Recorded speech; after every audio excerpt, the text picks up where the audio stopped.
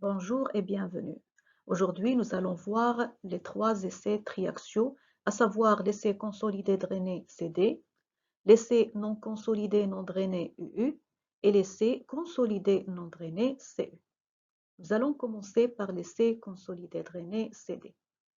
C'est un essai qui est en fait destiné pour la détermination de la courbe intrinsèque du squelette solide, bien sûr avec drainage. C'est-à-dire que ça permet de décrire le comportement du sol à long terme. Alors cet essai nous donne comme résultat la cohésion et l'angle de frottement effectif du sol, c'est-à-dire C' et Φ'. Alors comment se déroule l'essai? Alors bien sûr, il y a la phase de la consolidation et la phase du cisaillement. Pendant la phase de la consolidation, l'essai, nous avons dit qu'il est consolidé, c'est-à-dire que le robinet du drainage va être ouvert.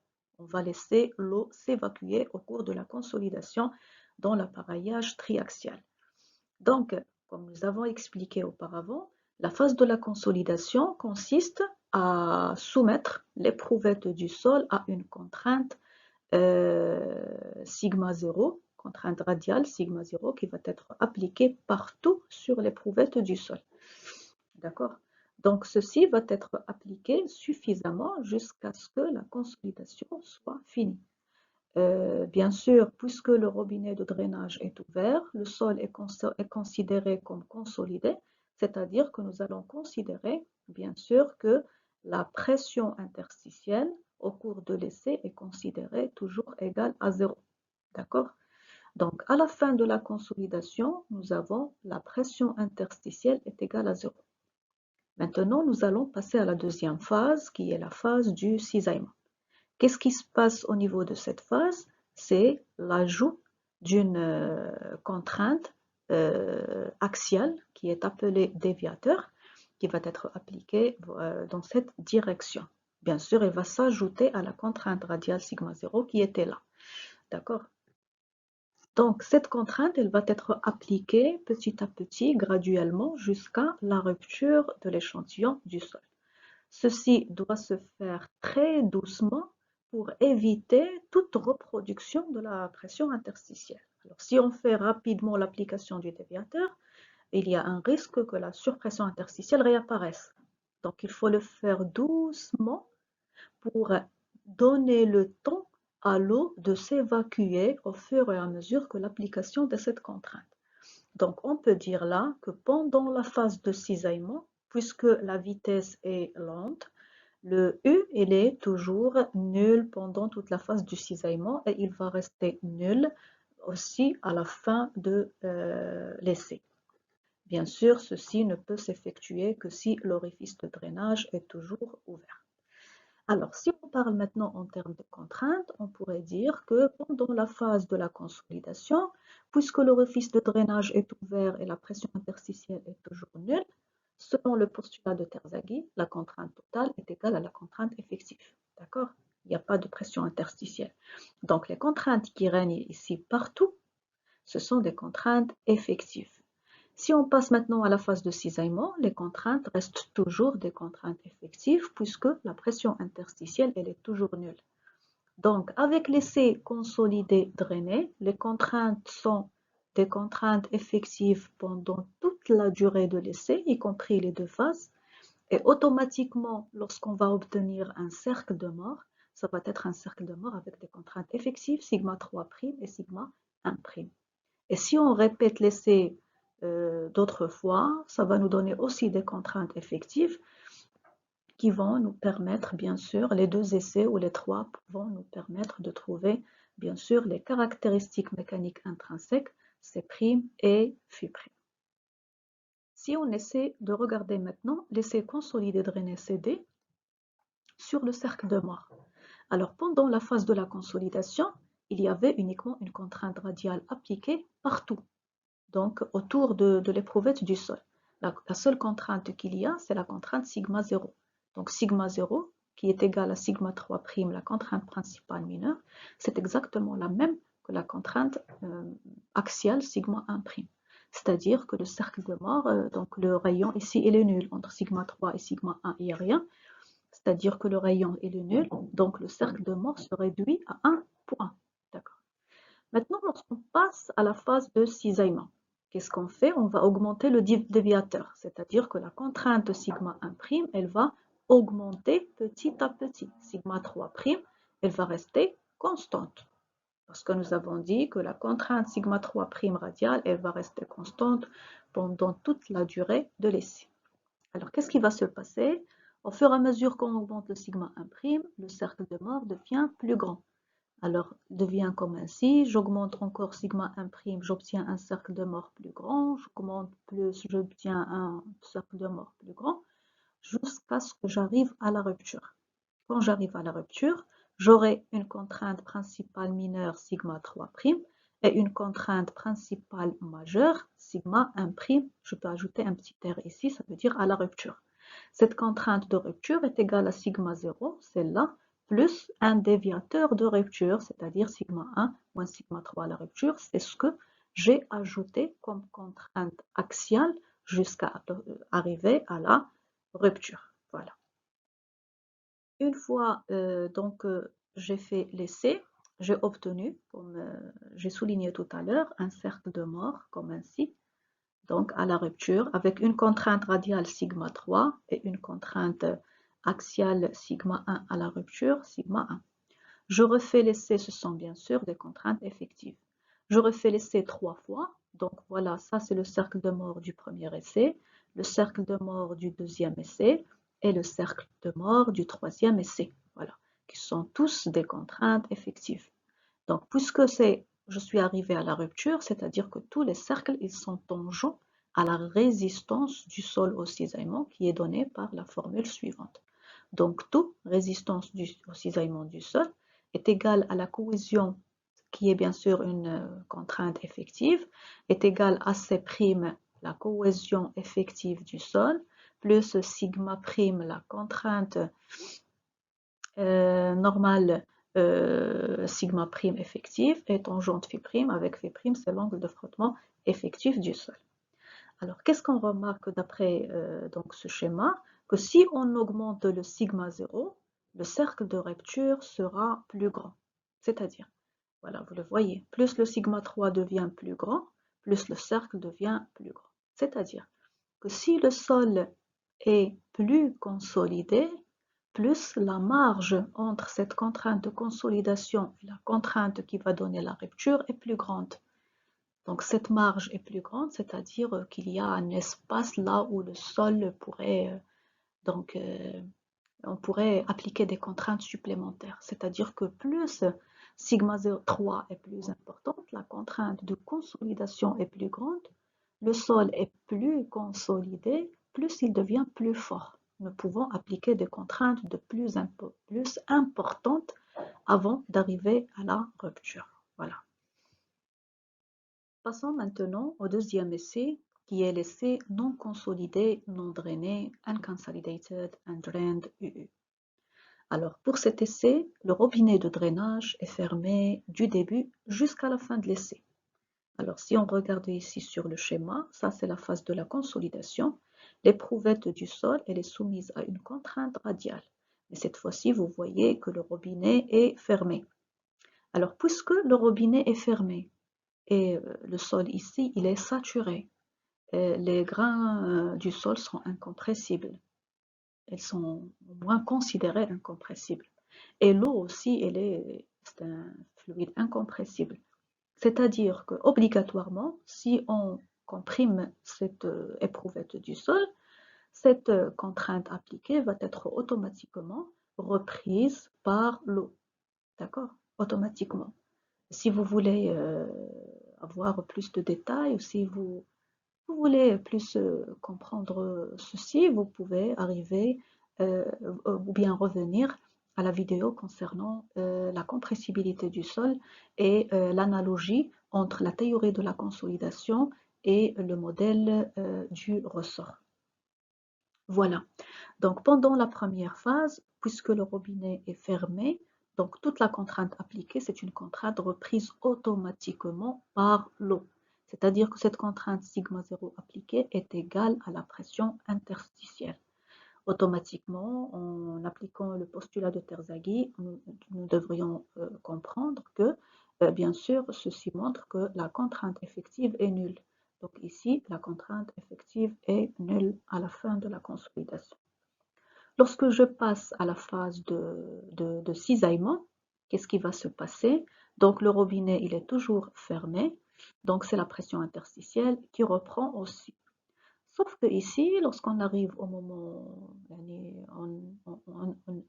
on est proche ou bien on arrive au moment de la rupture, qu'est-ce qui va se passer? La rupture provient de quoi?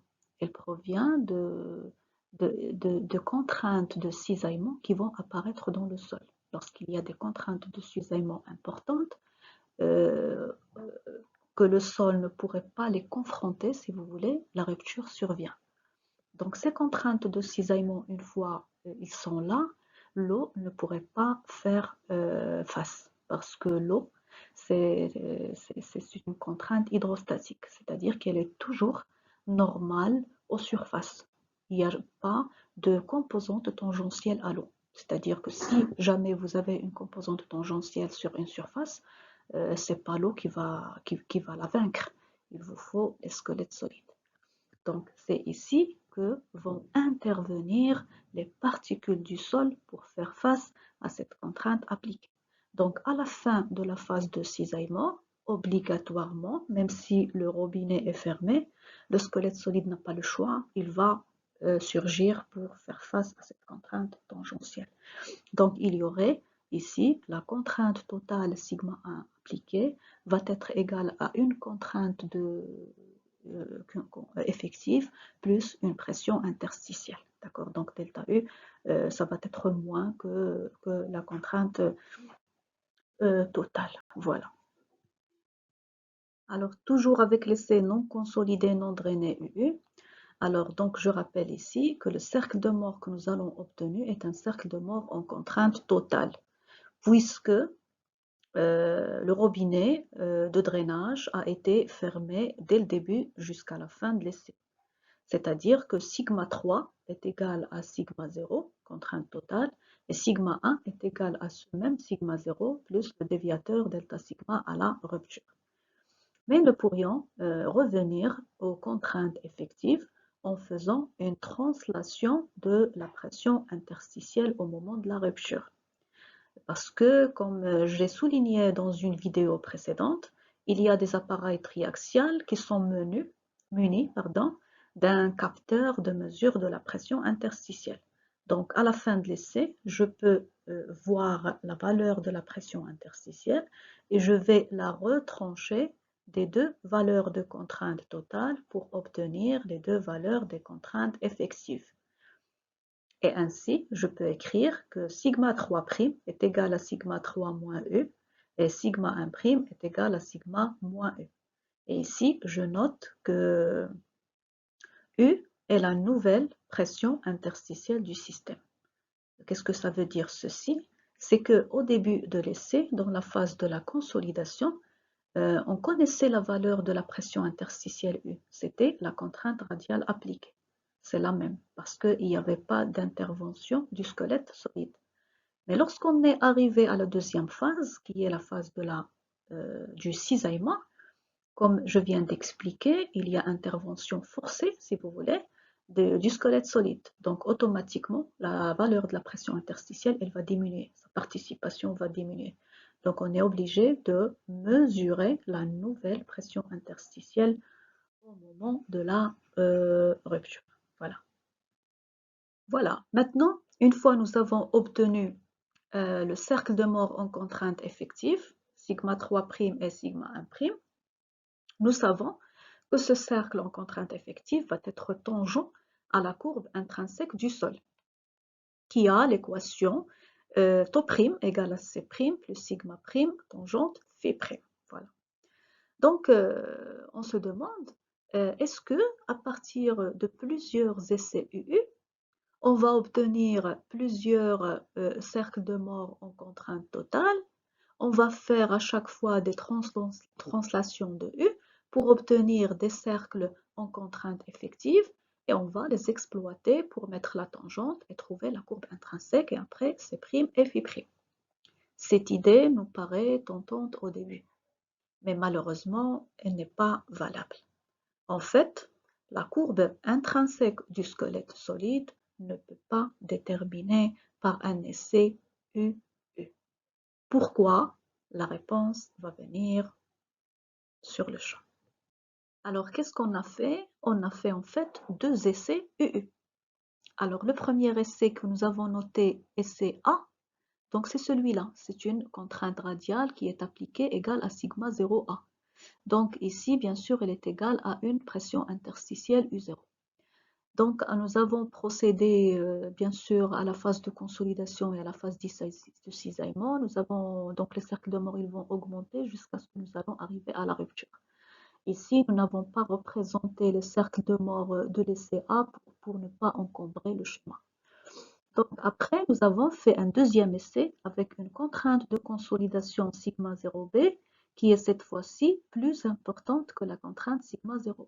Donc l'écart entre les deux contraintes de consolidation est delta sigma 0. Alors pour la deuxième phase, le cercle de mort continue d'augmenter pendant la phase du cisaillement jusqu'à ce qu'on arrive à la rupture pour une contrainte sigma 1, à la rupture pour l'essai B. Alors, si on représente les deux cercles de mort, alors ici, le cercle en rouge, c'est pour l'essai A, et l'essai en violet, c'est pour l'essai B. Alors, la première chose qu'on remarque, c'est que les deux essais ont donné un cercle de mort du même diamètre. D'accord? Autre chose, lorsqu'on a mesuré la pression interstitielle au moment de la rupture pour l'essai B, nous avons remarqué que cette pression interstitielle au moment de la rupture est égale à U0 de l'essai A, U0, plus delta sigma 0, qui était l'écart entre les deux contraintes de consolidation. D'accord? Alors, donc, qu'est-ce que ça veut dire? Alors, nous avons déjà des conclusions, mais pour les valider de plus en plus, nous allons donc faire un troisième essai. Voilà, on va faire un troisième essai qui est représenté ici en bleu. On trouve exactement la même chose qu'avant. C'est toujours un cercle de mort qui a le même rayon que les deux premiers. Et lorsque on mesure la pression interstitielle à la fin, on trouve que c'est égal toujours à U0 du premier essai plus le delta sigma 0 entre le premier et le deuxième. C'est-à-dire, alors cette deuxième remarque, c'est que de la pression interstitielle nous ramène à quoi? Nous ramène à dire que même si on augmente la contrainte de consolidation, on revient toujours au moment de la rupture au même cercle de mort en contrainte effective. On revient toujours au même cercle. Vous pouvez appliquer la contrainte de consolidation que vous voulez. Lorsque vous allez retrancher la pression interstitielle au moment de la rupture, vous arriverez sur le même cercle de mort. Alors, comment on peut comprendre ceci? C'est tout simple. Donc, puisque l'essai est un essai non consolidé, lorsque vous consolidez un sol, vous augmentez sa performance. Il devient plus résistant. C'est la remarque que nous avons faite pour les CCD. Nous avons dit que plus la contrainte de consolidation augmente, plus le cercle de mort devient plus grand. C'est une résistance du sol qui augmente, c'est une performance du sol qui augmente. Ici, c'est un essai qui n'a pas été consolidé UU. Donc, il garde la même résistance. Il ne va pas augmenter de résistance. Il garde sa résistance initiale qu'il avait avant de le mettre dans l'appareil triaxial. Donc ici, lorsque vous allez augmenter cette contrainte de consolidation, ce n'est pas le squelette solide qui va en bénéficier. Parce que vous ne le laissez pas, le robinet est fermé, rien ne lui arrive de cette contrainte. Juste un petit peu pendant la phase de cisaillement. Donc, automatiquement, la contrainte que vous allez appliquer, elle va aller directement à la pression interstitielle. Et automatiquement, lorsque vous voulez revenir au cas effectif, elle va être retranchée de la contrainte totale et vous arriverez toujours au même cercle de mort contrainte effective. C'est normal. Donc, les caractéristiques effectives du sol ou bien les contraintes effectives du sol sont les mêmes puisque le sol n'a pas été consolidé. Vous voulez appliquer ce que vous voulez comme contrainte ici de consolidation, vous arriverez toujours au même état effectif. Le sol a toujours la même résistance, le même état effectif. Ça ne va pas changer. Pourquoi? Parce qu'il n'a pas été consolidé sous l'appareillage. Voilà. Donc, si je veux répondre à la question que je me suis posée tout à l'heure, est-ce que je peux déterminer C' et Φ' à partir d'un essai UU? Je dirais non, parce que cet essai va me donner toujours le même cercle de mort. J'aurai toujours un seul cercle de mort, bien sûr, qui n'est pas suffisant pour faire une tangente et bien sûr déduire C' et Φ'. Donc, si j'ai un autre essai de type CD par exemple, je peux les exploiter ensemble pour trouver C' et Φ'. Sinon, ce n'est pas possible. D'accord? Alors, maintenant, je reviens à la remarque que les cercles, ils ont le même rayon. Bien sûr, donc ça rejoint l'idée que le sol n'a pas été consolidé, il a toujours la même résistance. Donc c'est une résistance fixe qu'elle a, le cercle de mort est toujours le même. Voilà. Donc cet essai UU ne permet pas de trouver C' et Φ', mais il permet de trouver les caractéristiques mécaniques à court terme. Alors les caractéristiques à court terme, nous les appelons la cohésion CU et l'angle de frottement FU pour faire la différence effective. Les caractéristiques effectives sont C' et Φ' et les caractéristiques totales, donc à court terme, non drainées, ils sont appelés CU et FU. Donc, nous sommes ici à court terme, donc nous avons des cercles de mort du même rayon. Donc si on fait la tangente, nous allons trouver bien sûr que c'est une droite horizontale. Donc automatiquement, le φu c'est égal à 0 et la cohésion CU c'est égal au rayon du cercle. Donc je pourrais dire que pour un sol fin saturé, en conditions non drainées, donc à court terme, là le taux, alors le taux, la résistance au cisaillement du sol, c'est quoi son équation? C'est C plus sigma tangente phi. Puisque le phi c'est égal à 0, c'est-à-dire que ce deuxième terme va disparaître, il ne reste que taux est égal à la cohésion, qui est la cohésion non drainée, CU. Ce CU, comme je viens de dire, c'est le rayon du cercle. Donc, puisque les deux cercles ont le même rayon, je peux utiliser soit le cercle en contrainte totale, soit le cercle en contrainte effective. Donc, CU, c'est égal à sigma 1 moins sigma 3 sur 2 de n'importe quel essai que je veux. Je peux mettre la contrainte de consolidation que je veux, ça va me donner toujours la même cohésion non drainée. Sigma 1 moins sigma 3 sur 2 égale à sigma 1' moins sigma 3' sur 2. Voilà. Donc, l'essai UU, je récapitule, que c'est un essai qui permet de donner les caractéristiques mécaniques du sol, mais pas les caractéristiques intrinsèques, les caractéristiques à court terme, c'est-à-dire la résistance du sol avec son nom. D'accord? Donc, ce n'est pas une caractéristique intrinsèque du sol, parce que la caractéristique intrinsèque du sol, c'est une caractéristique qui ne change pas pour ce sol. Elle dépend de ses caractéristiques intrinsèques, elle dépend de lui-même. Mais pour CU, elle change. Elle varie avec l'état de compacité du sol. Si le sol se trouve consolidé, plus consolidé, le CU va augmenter. Autrement dit, je dirais que pour des points du sol qui se trouvent à des profondeurs différentes, bien sûr, ils sont soumis à des contraintes géostatiques différentes. Le poids des terres n'est pas le même. Des contraintes géostatiques différentes, c'est-à-dire qu'ils sont celui qui se trouve à une profondeur plus importante est plus consolidé que l'autre.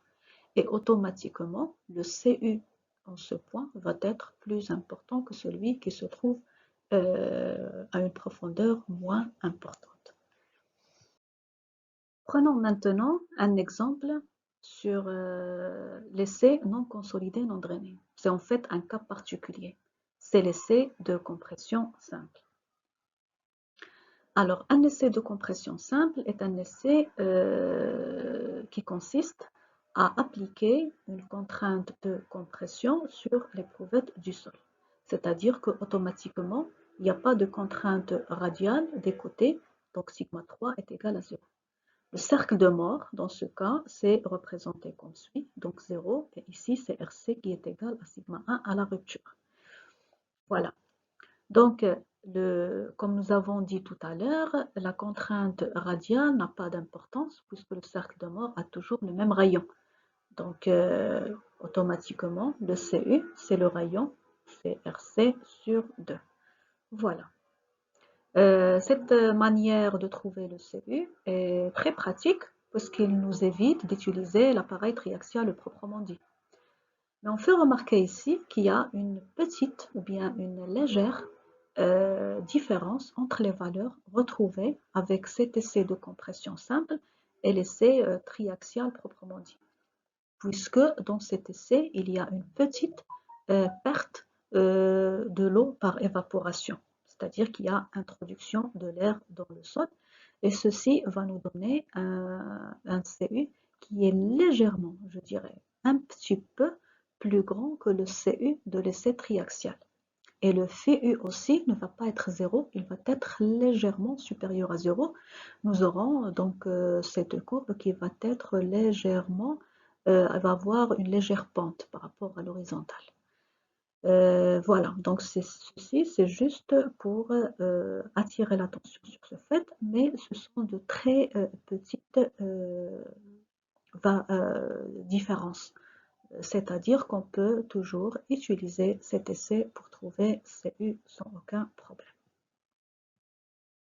Passons maintenant au troisième essai, à savoir l'essai consolidé non drainé, Consolidated and Drained CU. Alors cet essai aussi se fait sur les deux étapes qu'on connaît très bien. Donc la phase de la consolidation qui consiste à appliquer une contrainte sigma 0 qui est égale à sigma c'. C'est une contrainte de consolidation prime. Alors pourquoi on a ajouté le prime? Parce que c'est une contrainte effective qui est appliquée. Pourquoi? Parce que c'est un essai consolidé. Donc le robinet, il est ouvert. L'orifice de drainage est ouvert. L'état du squelette solide est donc modifié. J'ai appliqué une contrainte de consolidation avec le robinet ouvert. L'état du squelette solide change parce qu'il a reçu une nouvelle contrainte de consolidation. Il ne garde plus sa contrainte de consolidation dans son milieu naturel, ce qui est contraire au cas précédent UU. Le cas de l'essai UU est un cas où on n'a pas toléré la consolidation puisque le robinet a été fermé et il ne va pas être consolidé, l'état du squelette solide ne va pas se modifier, il garde son état initial. Pour la deuxième phase, la phase de cisaillement, on va commencer à cisailler bien sûr l'échantillon en augmentant le déviateur avec le drainage cette fois-ci fermé. D'accord? Donc la première phase se fait consolider, l'orifice de drainage est ouvert, et la deuxième phase avec l'orifice fermé, c'est-à-dire sans drainage. Et à la fin de l'essai, on va mesurer la pression interstitielle. Alors, qu'est-ce qu'on va obtenir à la fin de l'essai? Un cercle de mort en contrainte totale. C'est un cercle de mort en contrainte totale. Pourquoi? Parce que nous avons fermé le robinet à la deuxième phase. Donc, lorsque j'ai passé la première phase, à la fin de la première phase de consolidation, les contraintes obtenues, ce sont des contraintes effectives. Sigma 3' appliquée partout est une contrainte effective et la pression interstitielle, elle est nulle. Mais dès que je suis passé à la deuxième phase et j'ai commencé le cisaillement, nous avons fermé le robinet. C'est-à-dire qu'il y a introduction de la pression interstitielle. Elle va rentrer, d'accord? Et ainsi, à la fin de l'essai, les contraintes que je vais obtenir, ce sont des contraintes totales. Il y a participation de la pression interstitielle et aussi du squelette solide, les deux. Donc, on peut faire la même chose que pour l'essai précédent. On peut revenir au cercle de mort en contrainte effective en exploitant la pression interstitielle que nous pouvons mesurer. Donc, sigma 3' est égal à sigma 3 moins U, et sigma 1' est égal à sigma 1' moins U. Donc, comme vous voyez, nous avons fait deux essais. L'essai A, donc celui-là, en contrainte totale. Nous avons fait cette translation avec pression interstitielle. Elle nous a donné le cercle de mort en contrainte effective. Ici, nous avons l'essai B. Alors, nous obtenons au début un cercle en contrainte totale. On fait la translation pour obtenir le cercle de mort en contrainte effective. C'est-à-dire qu'à la fin, nous avons deux cercles en contrainte effective en vert que vous voyez là, qui n'ont pas le même diamètre et ça pourrait nous permettre de trouver bien sûr la tangente, c'est-à-dire ça va nous permettre de trouver C' et Φ'. Donc, l'essai CU est très intéressant dans le sens où ça nous permet de trouver les caractéristiques mécaniques intrinsèques du sol C' et Φ' d'une façon indirecte. Lui, il donne euh, les cercles de mort en contrainte totale, mais en retranchant la pression interstitielle, on retrouve les cercles de mort en contrainte effective. Ici, nous avons obtenu des cercles de mort qui n'ont pas le même diamètre. Pourquoi? Parce que, comme je viens de dire, l'état du squelette solide a changé. Puisque j'ai toléré la consolidation, c'est-à-dire que l'état du squelette solide change, sa résistance change aussi. Donc ici, j'applique une contrainte sigma 3, je vais obtenir un cercle de mort qui a telle grandeur. Mais si j'applique une contrainte plus importante, ça va donner un cercle de mort plus grand, puisque j'ai consolidé. Je change la contrainte de consolidation, elle va se sentir. D'accord? Ce n'est pas la même chose que pour l'essai UU. Normalement, cet essai CU, il est préférable que l'essai CD, puisque tous les deux, ils donnent le même résultat. CD aussi donne C' et Φ', mais celui-là, on le préfère parce qu'il est moins lent. Si vous vous rappelez, pour le CD, nous avons dit qu'il faut faire le cisaillement très doucement pour éviter toute introduction de la pression interstitielle. Alors que le CD, on n'a pas besoin de le faire doucement parce que le robinet déjà il est fermé, la pression interstitielle de toute façon elle va réagir, on le fait rapidement. Et à la fin, nous allons retrancher la pression interstitielle que nous avons mesurée. D'accord? Donc celui-là, je dirais, il est préférable au premier. Alors, une fois nous avons obtenu les cercles de rupture pour les deux essais consolidés non drainés, donc nous avons la contrainte ou bien la cohésion non drainée des deux essais. Alors pour l'essai numéro 1, en contrainte effective, le CU1, c'est le rayon du cercle. Et la cohésion non drainée de l'essai 2, c'est aussi le rayon du deuxième cercle. D'accord? Donc, qu'est-ce qu'on remarque ici? Qu'il y a une variation de cette cohésion non drainée en fonction de la contrainte de consolidation sigma 0. Nous voyons ici que pour sigma A, contrainte de consolidation radiale petite, nous avons obtenu un petit cercle de mort. Pour une contrainte de consolidation plus grande, nous avons obtenu un cercle de mort plus grand, c'est-à-dire CUB plus important que CU1. Donc, plus le sol est plus compact, plus consolidé, plus le rayon du cercle B est plus important que le rayon du cercle A. Alors, si on fait d'autres essais triaxiaux de type CU, on va obtenir différents cercles de mort. Et après, qu'est-ce qu'on remarque? Qu'il y a une relation linéaire entre la contrainte, la cohésion de non drainé et la contrainte de consolidation. C'est-à-dire que le CU, c'est égal à une valeur initiale de cohésion non drainée CU0, plus la contrainte de consolidation sigma 0 fois tangente lambda. C'est-à-dire que CU, en fonction de sigma, c'est une pente, c'est une droite qui a la pente tangente lambda. C'est-à-dire que je peux exprimer tangente lambda sous la forme suivante, c'est delta CU sur delta sigma prime. Donc, tangente lambda, bien sûr, pourrait être déterminée en exploitant deux essais. Tangente lambda est appelé paramètre traduisons la variation de la cohésion non drainée CU en fonction de la contrainte effective de consolidation. D'accord? Voilà.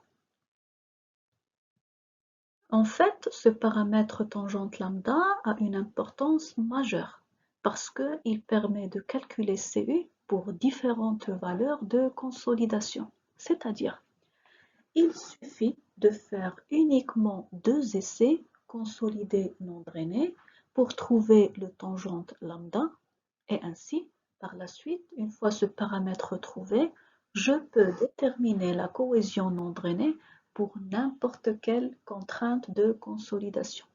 Donc, il suffit d'exploiter les valeurs de l'un des deux essais et le tangente lambda qui est connu pour retrouver le CU de cette contrainte de consolidation que j'ai. Je crois que c'est facile à comprendre. Donc, delta CU, c'est quoi? C'est-à-dire CU2 moins CU1 divisé par la contrainte de consolidation 1 moins la contrainte de consolidation 2. Donc, si je exploite l'un des essais qui a une valeur CU1 et sigma C1, et je connais tangente lambda, je peux déterminer CU2 pour n'importe quelle contrainte de consolidation sigma C2 que je veux. Pratiquement parlant, si je peux déterminer tangente lambda et je veux calculer par exemple CU à une profondeur du sol, bien sûr je parle du même sol, d'accord, à une profondeur du sol quelconque. Pour ne pas avoir à refaire un essai triaxial, parce que normalement, si je cherche CU à une certaine profondeur, je dois prendre un échantillon de cette profondeur et lui appliquer un essai UU. L'essai UU va me donner directement la cohésion non drainée CU de ce point.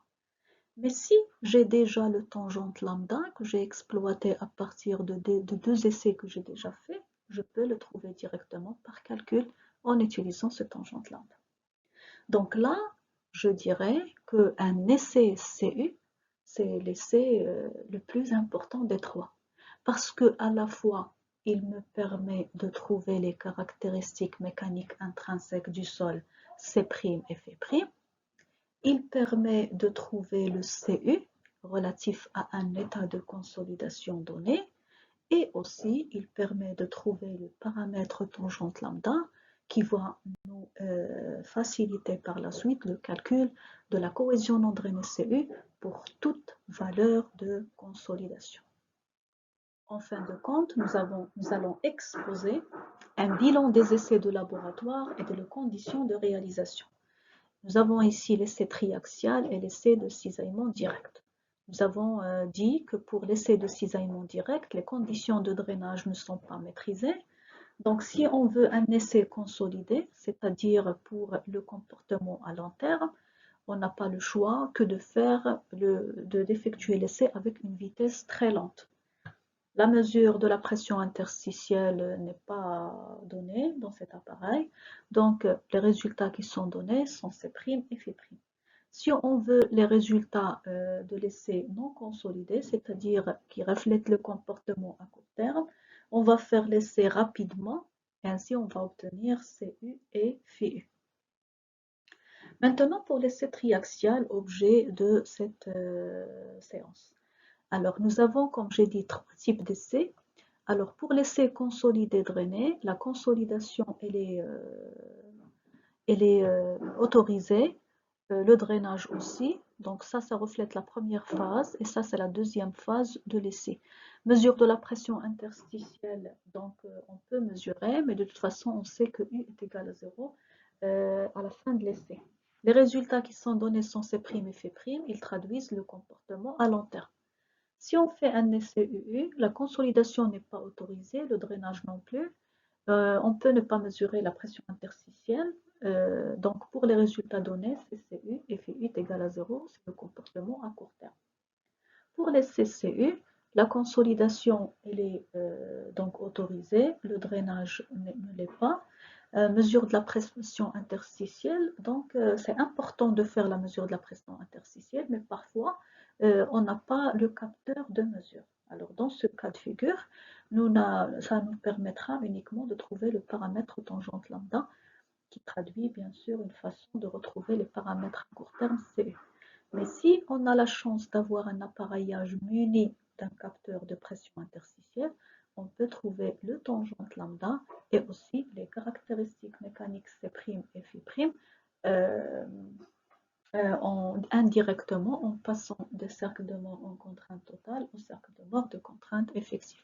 Donc ça permet de trouver le comportement à court terme et à long terme, les deux. Voilà. Donc ici, quelques remarques concernant les paramètres intrinsèques du sol C' et Φ'. Donc je fais remarquer ici que la cohésion effective d'un sol grenu est toujours nulle. Donc C' est toujours nul pour un sol grenu qui est un sol pulvérulent, c'est la même chose. Aussi pour les sols fins, normalement consolidés. Les sols fins, les sols argileux ou limoneux fins, normalement consolidés, le C' aussi est proche de 0. Donc si on n'a pas fait d'essai, on peut prendre 0, carrément C' est égal à 0. Pour l'angle de frottement interne Φ', alors pour les sols grenus, cette valeur dépend de l'état de compacité du sol, et pour les sols fins, elle est variable en fonction de la nature minéralogique des grains. Quant à la résistance au cisaillement non drainé du sol CU, ce n'est pas une caractéristique intrinsèque du sol comme je viens de dire, parce qu'elle ne traduit pas le comportement des grains solides uniquement. Elle traduit en fait le comportement de l'ensemble, grain plus eau en régime non drainé, c'est-à-dire à court terme. Et elle dépend bien sûr, comme on vient de l'expliquer, de l'état de consolidation du matériau, c'est-à-dire du sol. Et je vous expose ici juste quelques ordres de grandeur des caractéristiques mécaniques, donc de C', Φ', pour les enrochements, les graviers sableux, sable à granulométrie uniforme, limon, argile saturée, argile humide, etc.